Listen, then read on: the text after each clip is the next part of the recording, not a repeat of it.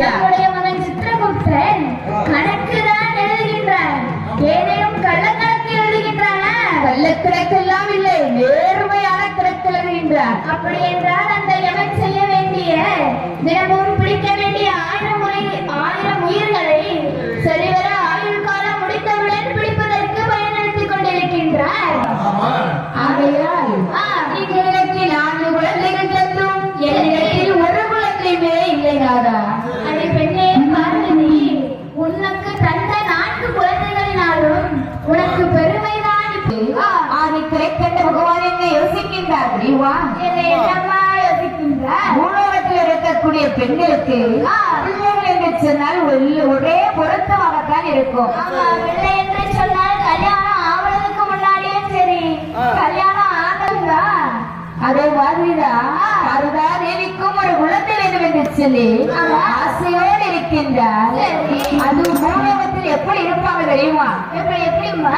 அதாவது முதல் குழந்தை பிறக்கக்கூடிய தருணத்தில் எல்லாம் வந்தது உங்களாலதான் ஆமா என்று சொல்லி பிரசவாலிருந்து கட்டுவாங்க. ஆனா அதுக்கு முன்னாடி என்ன நடந்திருக்கும் தெரியுமா? கல்யாணம் ஆன புதுசு அவங்க கல்யாணம் ஆன புதுசுல முன்னாடி சந்தோஷமா பேசி பழகலான்னு செய்வாங்க. இந்த வீட்டுக்கு வருவாங்க பத்தியா சொந்தக்காரங்க, அப்படியே மாமியார்கிட்ட போயிடுவாங்க. மருமகளை பார்த்தா லட்சணமா இருக்கா, ஆமா 10 வருஷமா பொருந்தி அழகா இருக்காரு. சரி அடுத்து நல்ல விஷயத்துல கட்டிட்டு வைங்க. அப்படியா? ஆமா வச்சிருவோம் என்று சொல்லி குழந்தைகளுக்காக சொல்லிவிட்டு சென்று விடுவார்கள். அன்றிலிருந்து மருமகளுக்கு தனி கவனிப்பு தான். அப்படியா? ஆமா. எப்படி தெரியுமா கவனிப்பு இருக்கும்? இம்மா மருமகளே, இம்மா மருமகளே, இம்மா ஏதாவது நல்ல செய்தி சொல்லுவியா இல்லையா? அத்தை இல்லையே அத்தை. என்னம்மா நல்ல செய்தி சொல்லுவான்னு பார்த்தா இல்லன்னு சொல்ற. சீக்கிரம் ஒரு நல்ல செய்தி சொன்னாதானே எனக்கும் சந்தோஷமா இருக்கும்.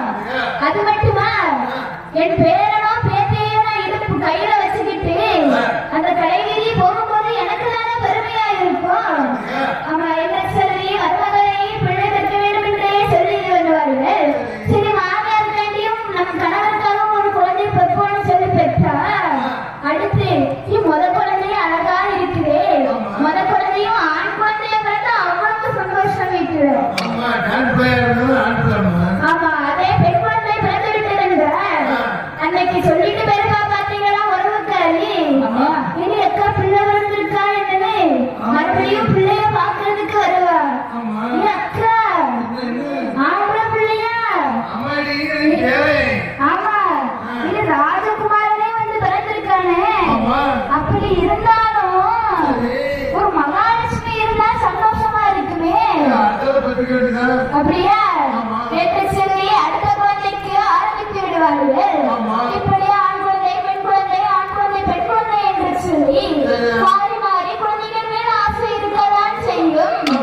அதே மாதிரிதான் அந்த கைலாச வழியில் இருக்கக்கூடிய பார்வதா தேவிக்கும் ஆசை ஏற்பட்டது.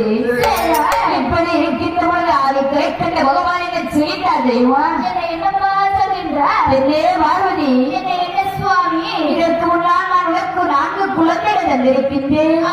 அவர்களால் உனக்கு ஒரு நேர்மையான வழிகள் தான் சென்றிருப்பார்கள். ஆமா சிறுமை என்பதே உனக்கும் எனக்கும் அந்த 4 குழந்தைகளுக்கும் வந்திருக்காது. ஆனால் பெண்ணே பார்வதி, இனிமேல் நான் உனக்கு குழந்தை தந்தேனேயானால் உனக்கும் சிறுமை எனக்கும் சிறுமை, அந்த குழந்தைக்கும் சிறுமைதானடி. அப்படியா? ஆமா. அப்படி இருந்தாலும் பரவாயில்லை, எனக்கு கட்டாயம் குழந்தை வேண்டும் என்று சொன்னால் இந்த சொல்ல கேட்ட அதை கிடைக்கின்ற பகவான் என்ன செய்தார் தெரியுமா? என்னப்பா சொல்கின்றார்? என்னே பார்வதி, என்ன சுவாமி, நம் கைலாச மலையிலே 32வது தூணனிலே என்னை எரிந்து கொண்டிருக்கிறது தெரியுமா? என்னையா நம் கைலை மலையில் எத்தனையோ மொத்தம் 1008 தூண்கள் இருக்கின்றது. அதிலே 32வது தூணனிலே சுடர் என்று எரிந்து கொண்டிருக்கிறது. அப்படி எரிந்து கொண்டிருக்கக்கூடிய சுடருக்கு பக்கத்திலே என்னை நினைத்து நீ 41 நாள் தவம் இருக்க வேண்டும். அதுக்கு எப்படி தவம் இருக்க வேண்டும் தெரியுமா? உன் முந்தானையை ஏந்தி ஆண்டவா மகாதேவா எனக்கு கண்டிப்பாக சொல்லி சரி. ஒரு நாள் அல்ல இரு நாள் அல்ல சரியாக 41 நாட்கள் என்னை நினைத்தே இருந்தாயே ஆனால் கண்டிப்பாக குழந்தை கிடைக்கும் என்று சொல்லிவிட்டு அது கிடைத்த பகவான் வெளியிடக்கும் வேலையாகவே சென்று விட்டார். அவள் வாழ்த்தால் இதுதான் நல்ல சமயம் என்று சொல்லி என்ன செய்கின்றார் தெரியுமா? என்னை என்னம்மா செய்கின்றார் நமக்கோ குழந்தை ஆசை வெறும் ஆசையாக ஆகிவிட்டது. ஆகையால் நாம் இனி 32வது தூரத்து செல்ல வேண்டும். அதற்கு முன்பாக நாம் முளைக்க வேண்டும் அல்லவா என்று சொல்லி யார் என்ன செய்கின்றார் தெரியுமா? என்னை என்னம்மா செய்கின்றார் தந்தாவளை சார்லிலே அழகாகவே ஒழித்து என்று விழாமல் என்று பட்டு வஸ்திரங்களை எல்லாம் ஒழித்துக் கொண்டு அம்மையார்கள் என்று வருகின்றார் தெரியுமா? என்னை எங்கம்மா வருகின்றார் 32 நதியிலே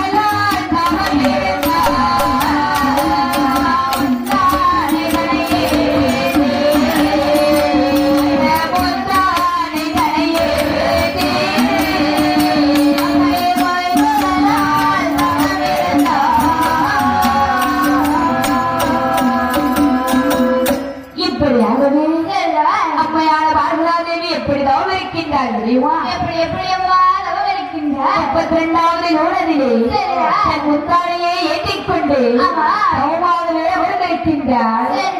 அதுபோல்தான் இந்த பூலோகத்தில் என்ன நினைக்கிறது தெரியுமா?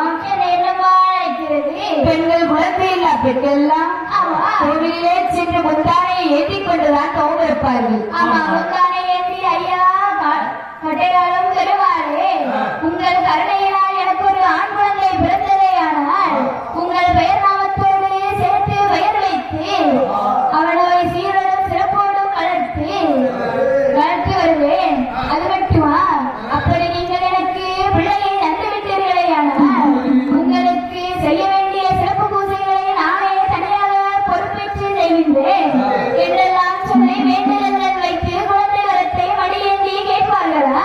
அதுபோல்தான் அம்மையான பார்வதாதேவியும் முந்தானையை ஏற்றிக் கொண்டு அந்த தூண்டா சுடர்வழி பக்கத்திலே தவம் செய்து கொண்டிருக்கின்றார். அப்படி செய்து கொண்டிருக்கக்கூடிய சமயத்திலே யார் அறிகின்றார் தெரியுமா? யாரம்மா வருகின்றார் அதை கரைக்கின்ற பகவான் அறிகின்றார். இந்த பார்வதாதேவியோ நாம் சொல்லின்ற காலம் அழகாக தவம் செய்து வருகின்றார். ஆகையால் இவளுக்கு குழந்தை வாக்கியத்தை விளக்க வேண்டும் என்று சொல்லி அதை கரைக்கின்ற பகவான் எப்படி வருகின்றார் தெரியுமா? எப்படி எப்படி அம்மா வருகின்றார் தோன்றாத சுடர்வொளியே சுடர்வொளியே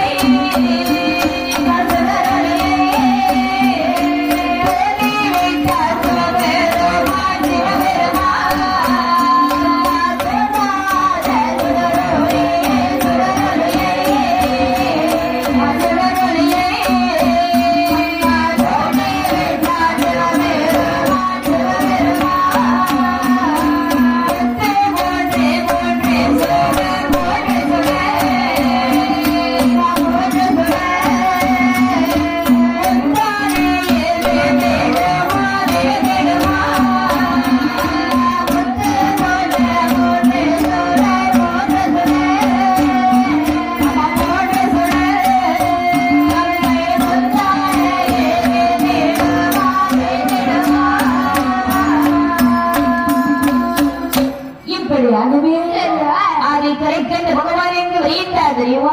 எங்கம்மா வருகின்றார் தோன்றாத சுடர்வழியை தோண்டி விடுகின்றார். அப்படி தோண்டி விடக்கூடிய சமயத்திலே அப்படி சொற்கென்று சொல்லி 3 சுடரொளிகளே விழுகின்றது. பார்த்தால் பார்வதாதேவி எடுத்துக்கொண்டு ஆண்டவனை காண வேண்டும் என்று சொல்லி வருகின்றார். அப்படி வந்து பார்க்கின்ற பொழுது முந்தானை விளைந்து பார்க்கின்றார். உண்டமானே இருக்கிறது. பார்வதாதேவி